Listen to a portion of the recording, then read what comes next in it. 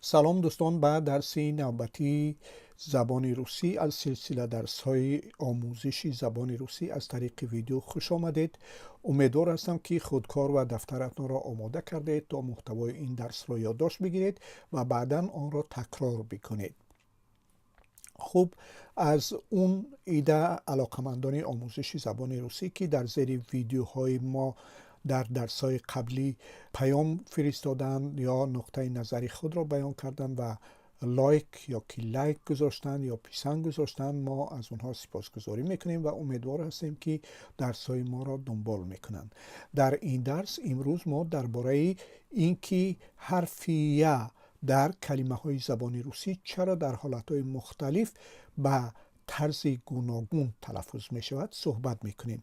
حرف ی در بعضی حالت در کلمه های زبان روسی ی تلفظ می شود و در بعضی حالت های دیگر ی یا که ای تلفظ می شود و اگر شما این قاعده تلفظ را در کلمه های زبان روسی رعایت نکنید، آدم ها گمان میکنند که شما زبان روسی را خوب نمیدونید. برای همین هم ما ضرور دانستیم که این درس را برایتان تهیه کنیم. خوب دوستان، حالا به این سوال پاسخ میجویم که چرا حرف ی در بعضی کلمه های روسی ی و در بعضی دیگر ای یا یی تلفظ می شود. برای این اول چند کلمه را می بینیم که در آنها حرف ی همان ی تلفظ می شود. مثلا اینجا اگر ببینید کلمه میاسا که معنایش گوشت است. میاسا نوشته شده اما تلفظ این کلمه چی است؟ میاسا، یعنی آ در این کلمه مثل که در اون درس های قبلی گفته بودیم که آ اگر در بالایش زدن افتاده باشد ا تلفظ می شود. در کلمه میاسا آ تلفظ شده است و معنایش چی است؟ گوشت. و همان گونه که می بینید زده در این کلمه در هیجای اول افتاده است، در هیجای میا، که این کلمه دو هیجا دارد. هیجای دومش سا است. زده در بالای حرفی ی افتاده و برای همین هم این هیجا بلندتر تلفظ می شود و ما نمیگوییم که میاسا، ما میگوییم که میاسا، یعنی میا رو بلندتر تلفظ میکنیم. یا کلمه دیگر رو میبینیم که میاتا است در اینجا و این معناش پودینه یا نعنا است به زبان خودمان. این کلمه هم دو هیجا دارد، میا هیجای اول و تا ما اینجا جدا کردیم براتون نشان دادیم هیجای دوم و همان گونه که میبینید این علامت زده است. زده در هیجای اول در بالای حرفی ی افتاده است. به همین دلیل هم هیجای اول میا بلندتر نسبت به هیجای دوم تا تلفظ می شد، یعنی میاتا میگوییم. ما نمیگوییم که میاتا، ما میگیم که میاتا در زبان روسی. هیجای اول بلند تلفظ می شد. یا کلمه دیگر رو ما اینجا میبینیم که زر یا است. زر یا که معنایش به زبان خودمان سپیددن، سحرگاه یا وقتی چی است؟ برآمدن آفتاب. زریه نیز از دو هیجا عبارت است، اما به تفاوت از کلمه های بالایی در این کلمه زده در هیجای دوم افتاده است که میبینیم هیجای اول زر و هیجای دوم یا و به همین دلیل هم ما تلفظ نمیکنیم که زریه، ما میگیم زریه، یعنی هیجای دوم رو بلندتر تلفظ میکنیم به خاطری که در بالایش زده افتاده است. یا کلمه دیگری هست اینجا در پایین که تریت نوشته می شود و معنایش از دست دادن است. تریت نیز از دو هیجا عبارت است، هیجای اول تر و هیجای دوم یت. ما وقتی که تلفظ میکنیم نمیگوییم که تریت، ما میگوییم تریت، یعنی هیجای دوم یت بلندتر تلفظ می شود و به خاطر اینکه زده در بالای هیجای دوم بالای حرفی ی افتاده است.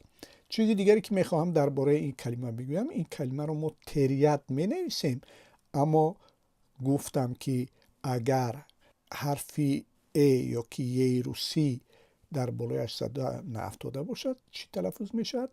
تیر یت میشه. تیریت می نویسیم و تیریت تلفظ میکنیم. در درس قبل البته برایتان من درباره تلفظ حرفی ای گفته بودم. حالا یک تعداد کلمه هایی رو میبینیم که در آنها حرفی یا تلفظ می شود و در این ستون ما این کلمه ها رو آورده ایم. در این ستون دیگر معناهای آنها را آورده ایم. در این ستون ما این کلمه ها رو به هیجه ها جدا کرده آورده ایم، به خاطر که بعضی از دوستان از من خواهش کردن که ما چگونه هیجه ها را معین کرده میتونیم که این یا آن کلمه مثلا چند هیجه دارد. خب به همین خاطر من اینجا این کلمه ها رو به هیجه ها جدا کرده میارم و البته بهتر است که دوستانی ما بدانند که خوب در زبان خودمان هر گونه قاعده ای که درباره هیجا سازی وجود دارد در کلمه ها در زبان روسی هم تقریبا همون قاعده ها جاری است. برای همین هم اگر شما اینجا ببینید شما میبینید که این هیجه ها چگونه تشکیل شدن و امیدوار هستم که یاد بگیرید مفهوم هیجا را در کلمه ها. خب کلمه چی رو میبینیم؟ یسلی. خب تاجیکای ما اکثرش یسلی تلفظ میکنن این کلمه رو به خاطر اینکه ما تاجیکا زده رو همیشه در هیجای آخری کلمه میگذاریم، اما در زبان روسی این کلمه که از دو هیجا عبارت است تلفظ میشود یسلی. هیجای اول یس و هیجای دوم لی. زده در بالای هیجای اول افتاده است و به همین خاطر هم بلند تلفظ میشد یسلی. معنای این کلمه اینجا که میبینید کودکستان است. و کلمه دوم رو میبینیم یاما که معناش در زبان خودمان چقوری یا گودال یا چیزی ژرف است. خب این کلمه هم از دو هیجا عبارت است. یاما همان گونه که میبینید زده در بالای هیجای اول یا افتاده است و به همین دلیل هم یاما تلفظ میشد، یعنی هیجای اول بلند تلفظ میشد. نمیگوییم که یاما، ما میگیم یاما در زبان روسی. خب کلمه دیگر هم که اینجا آوردم میاسا هست که معنایش گوشت است. گفتیم این هم از دو هیجا عبارت است. زده در بالای هیجای اول افتاده است.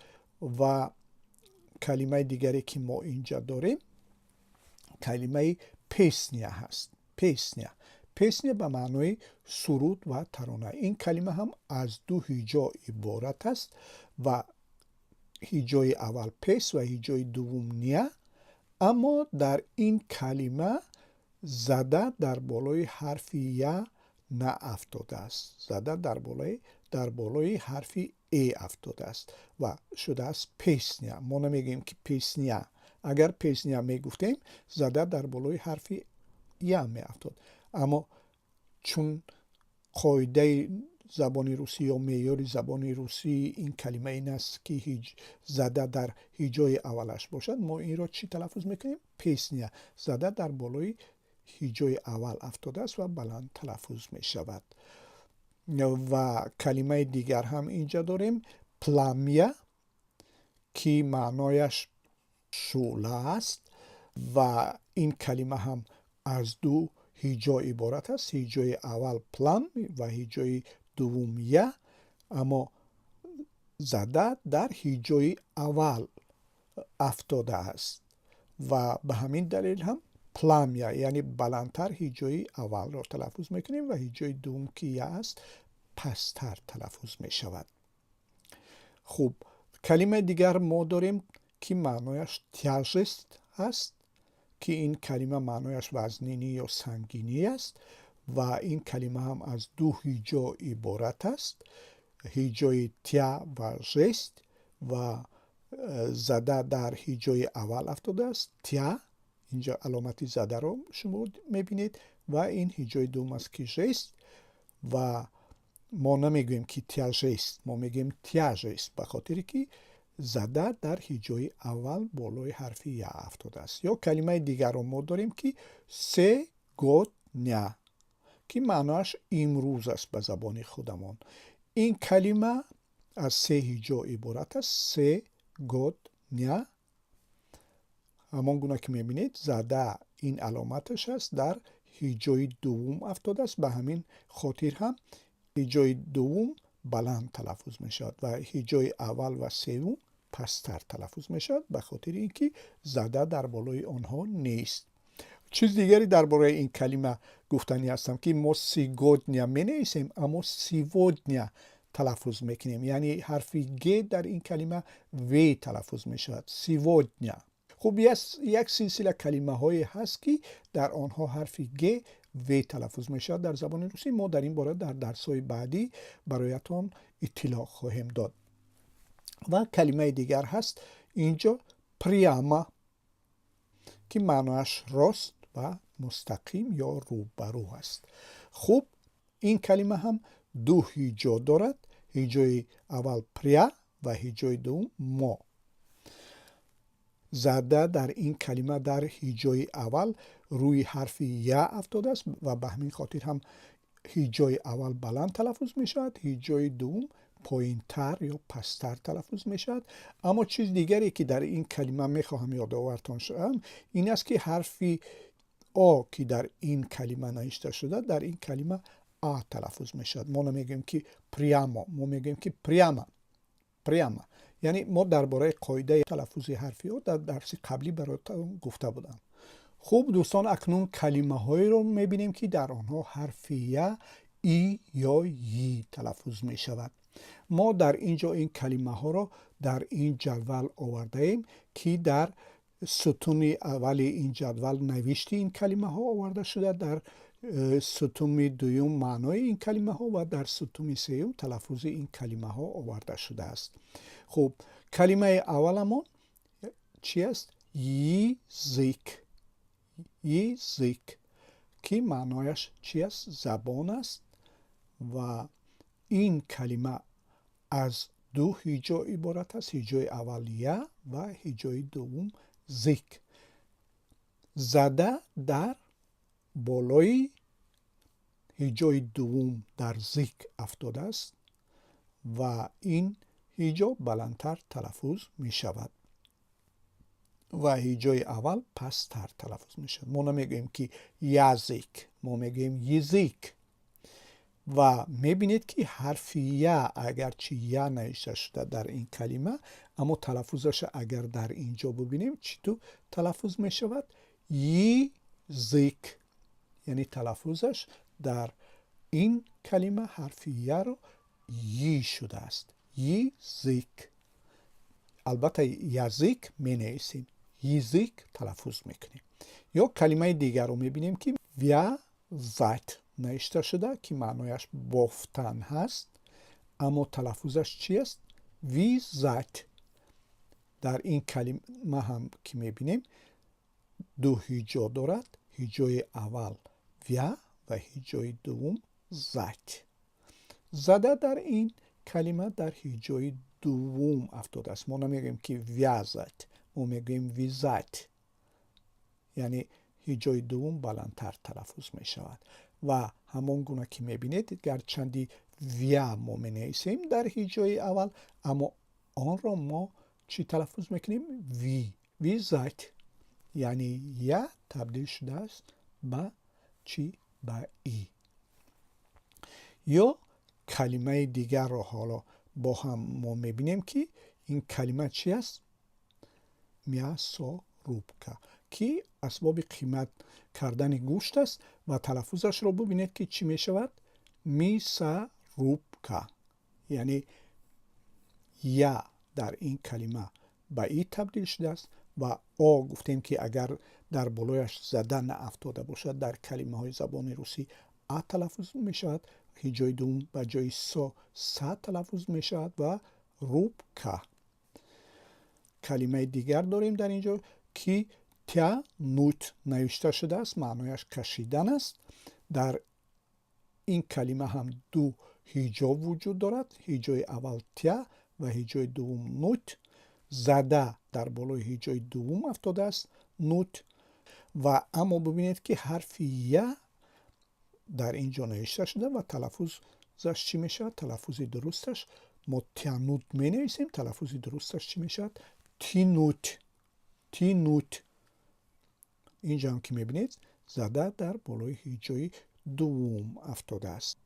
یا کلمه دیگر رو ما در اینجا میبینیم که پای است که معنایش کمر یا کمربند است و این کلمه از دو هیجا عبارت است. هیجای اول پا که در بالایش زده افتاده است و بلندتر تلفظ میشود و هیجای دوم یس. اما تلفظ این کلمه چی میشود؟ پاییس. یعنی حرف ی به چی تبدیل شده است در تلفظ؟ به ی. پاییس. پایس می نویسیم، پاییس تلفظ میکنیم. و در اینجا چند کلمه دیگری رو برایتون آوردیم که در اینها هم حرف ی، ای یا که ی تلفظ میشود. امیدوار هستم این کلمه ها رو شما می نویسید، یادداشت میگیرید و تلفظ آنها رو چیکار میکنید؟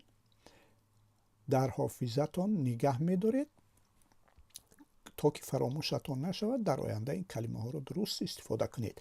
کلمه چی است؟ پامیت، خاطره، حافظه. این کلمه هم از دو هیجا عبارت است، پا و میت، و زده در هیجای اول افتاده است. پا و میت دوم است که این میت ای تلفظ می شد. ما نمیگیم که پامیت، ما میگیم پامیت. پامیت. یا کلمه دیگری هست که از سه هیجا عبارت است. اوویدایت. اوویدایت نوشته شده، اوویدایت که معنیش پژمرده شدن، اما تلفظ می شود چی؟ اوویدایت، به خاطری که حرف ی در اینجا چی زده ندارد و ای تلفظ می شود و زده در هیجای سوم است. اوویدایت. نمیگیم که اوویدایت یا اوویدایت، میگیم اوویدایت یعنی پژمرده شدن. یا کلمه دیگر رو ما اینجا داریم که میاسنیک است که معنیش قصاب است به زبان خودمون. این کلمه هم دو هیجا دارد، میاس و نیک، زده در هیجای دوم افتاده است و یا در هیجای یکم که زده ندارد تبدیل شده است به چی؟ ای. ما تلفظش میکنیم میسنیک.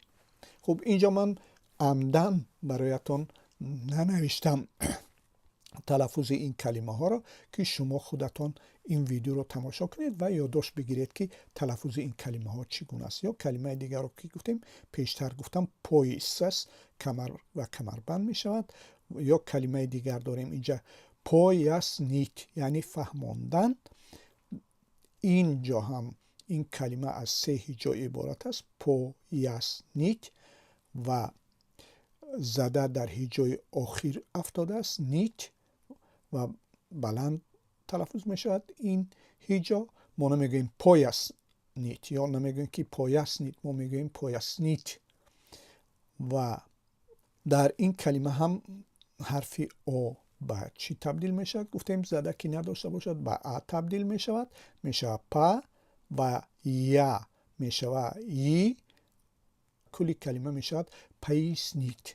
یا کلمه دیگر رو می بینیم تیاژولی. تیاژولی که معنیش وزنین یا سنگین است. خب این کلمه هم از سه هیجا عبارت است. تیاژولی.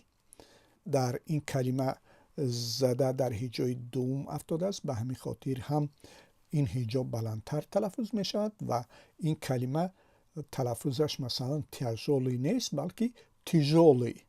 یا تبدیل به چی می شود؟ به ای. و کلمه دیگر رو ما داریم ناپریاژونی، متشنج، ناآرام، آشفته به زبان خودمان معنیش می شود. و در این کلمه 4 هیجا هست و زده در بالای هیجای سوم افتاده است که ما اینجا اشاره کردیم. این علامت زده است و بلندتر تلفظ می شود و حرف ی که بالایش زده ندارد تبدیل می شود به ای، می شود نپریژونی تلفظش. یا کلمه دیگر رو ما داریم که پریموی می نویسیم که معنیش راست و مستقیم است. در اینجا البته پریموی به معنای صفت است نه ظرف، یعنی خطی راست یا راهی راست اینها به این معنا آمده است پریاموی. و در اینجا هم این کلمه از دو هیجا عبارت است، پریا و موی، و زده در هیجای دوم افتاده است روی حرفی او و به همین دلیل هم حرفی او تلفظ می شود در اینجا و هیجای دوم بلندتر تلفظ می شود. ما نمیگیم که پریاموی، ما میگیم پریاموی. و حرفی ی هم در اینجا تلفظش به چی تبدیل می شود؟ به ای. ما نمیگیم که پریاموی. پریاموی البته می نیسیم اما تلفظ میکنیم پریموی، پریموی. خوب دوستان، همه اون گفته هایمون رو درباره تلفظ حرفی ی در کلمه های زبان روسی در یک قاعده خلاصه میکنیم و میگوییم که در کلمه های زبان روسی اگر زده بالای حرفی ی نافتاده باشد، در آن صورت در بسیاری از چنین کلمه ها حرفی ی ای یا یی تلفظ می شود. اما این قاعده یک چیزی کل نیست، یعنی استثناها هم دارد و ما دیدیم که در بعضی کلمه ها اگرچه حرفی ی در آنها بالایش زده نمی افتد اما ی تلفظ می شود، مثل کلمه پیسنیا مثلا. اما در بیشتری حالات وقتی که حرفی ی در بالایش زده نافتد، در آن صورت ای یا که یی تلفظ می شود.